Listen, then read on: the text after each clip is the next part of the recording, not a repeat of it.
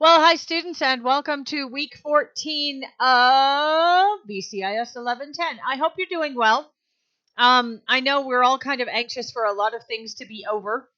I know this has been frustrating and trying in a lot of different ways, and I hope we're all kind of weathering it and finding different ways to cope. But I do think about you, and I do miss you, and I'm really not. I really wish things were back to the way that they were, but they're not. So anyway, it's good to be able to talk to you, and I do hope you're listening to these videos. So this is week 14, and it opens at 8 o'clock on Monday the 13th. We are going to start PowerPoint. Now, if we were in our face-to-face class, I would be giving you two lectures. One is how and when to use PowerPoint, and then another one, I have a really long story about how and when not to use PowerPoint, but I can't do those here. So you're lucky you didn't have to listen to those. And in the olden days, we did 2 chapters of PowerPoint, and now we don't. So a lot of things have changed. Okay, so we're going to do the thing that's due is the chapter 1 skill builder. I'm going to go in here and let me walk you through the module. Okay. I'm going to come back to that. All right. So there's how to avoid death by PowerPoint TED Talk. And death by PowerPoint is exactly what it is called. When people put up, I mean, you've sat through mine. You've been through my PowerPoints. I did those on purpose. I have a welcome slide that gives you the information about what the class and the section. I welcome you. And I give you my name, and then I tell you something like turn your cell phones off or something like that nobody ever does, including me. But anyway, and then I try to keep it short, sweet, and informational. But there are people who get up there, and this is why I've stopped going to conferences. One of the many reasons I've stopped going to conferences. The last conference I went to, it had light text on a light background, so I couldn't read it. The text there were too many different sizes of text, including incredibly too small to read. Too many lines on the text, not enough bullet points, long full text. And I was like, I can't, what am I supposed to get out of here when you have full sentences? So there is some information about how to avoid death by PowerPoint because people will just freak out. Now, if you ever go and use the internet and do a search for free PowerPoint templates, which I have, I've also wound up with 32 gigs of malware. Thank you very much. That was free. Free for 32 gigs of malware and spyware. So be careful. But they come in a way where they'll give you the welcome slide, and then they'll give you some informational slides, and they'll give you room for a chart. I mean, these things are supposed to be in a certain way. But, you saw how I use PowerPoint. I had a welcome slide. I had a historical fun fact. I had an announcement or two. And then I said, here's what we're doing this week. Here's what we're doing next week. And then I had the slide about being a good citizen and pushing in your chair and getting your USB and things like that. And that was all I wanted to do, was just give you, and I tried to put a background on there that was okay. And then I went to a conference that I had to go to in January. And I've heard this before, but that the backgrounds are distractions and that you should just have a plain white background. So anyway, be that as it may, however you do yours, just do them well.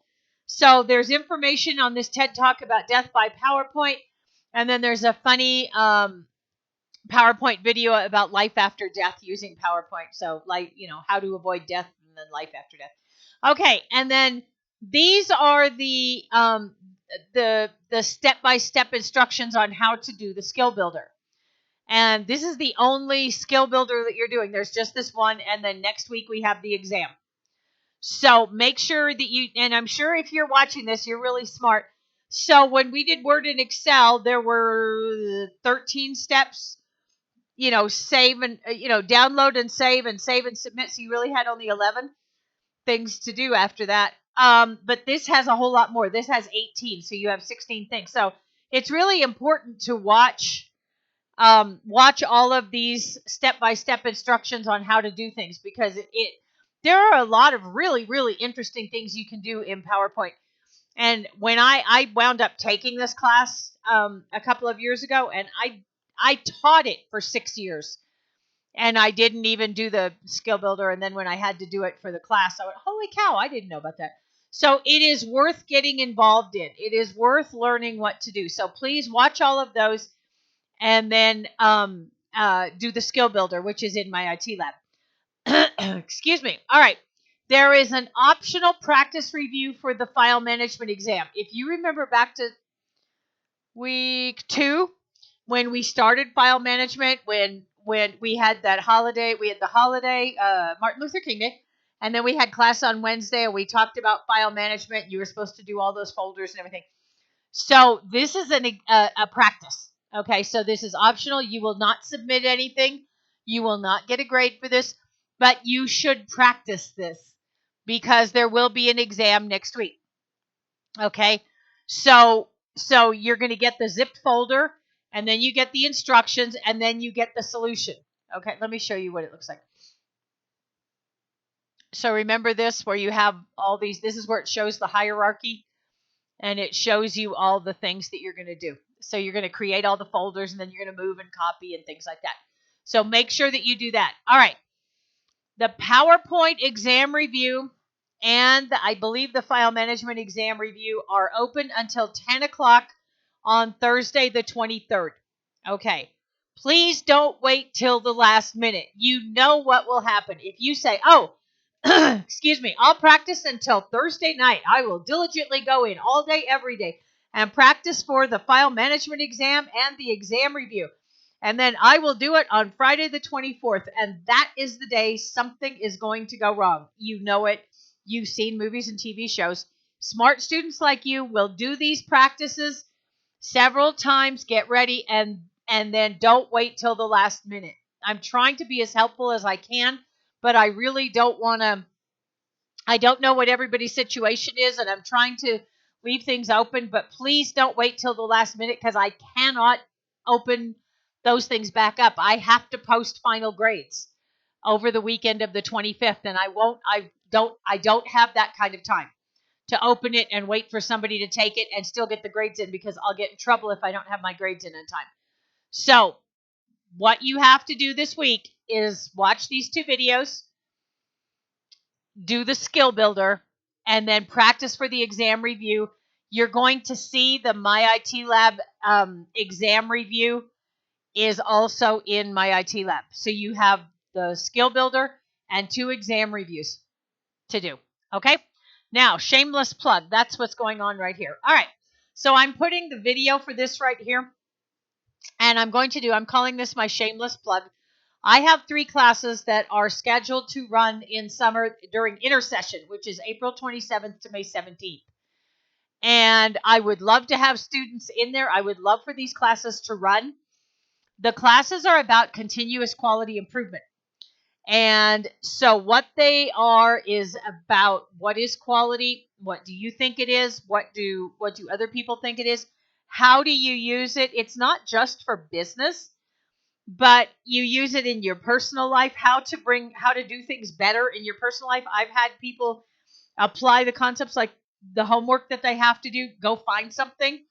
And they've said, oh my gosh, I applied these concepts to cleaning out my closet, to feeding my dog better, to doing my laundry better, to getting my kids to do things better, because they understand what they're trying to do and what they and how to explain it. Okay.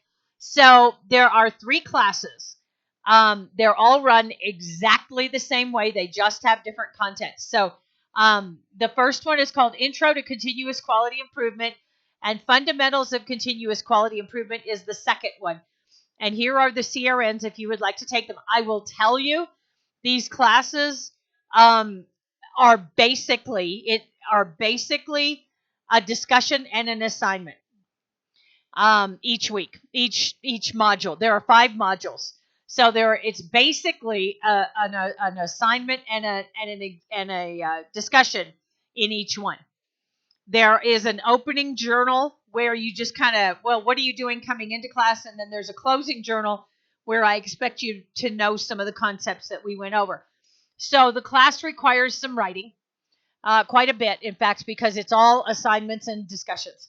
But I get really good feedback from these classes, and I know that people are surprised by what they learn. Excuse me. And I'm not just tooting my own horn because I'm the teacher, but I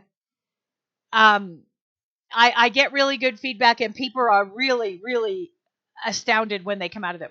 So if you're looking for something to do from April 27th to May 17th, and you like writing and looking at things, I don't care if you use your personal experience. I don't care if you use movies and TV shows, but just having some examples of where things are going right and where things are going wrong. That's kind of it. If you have any other questions or need more information or would like to ask me some questions, please use messages. I'm happy to tell you.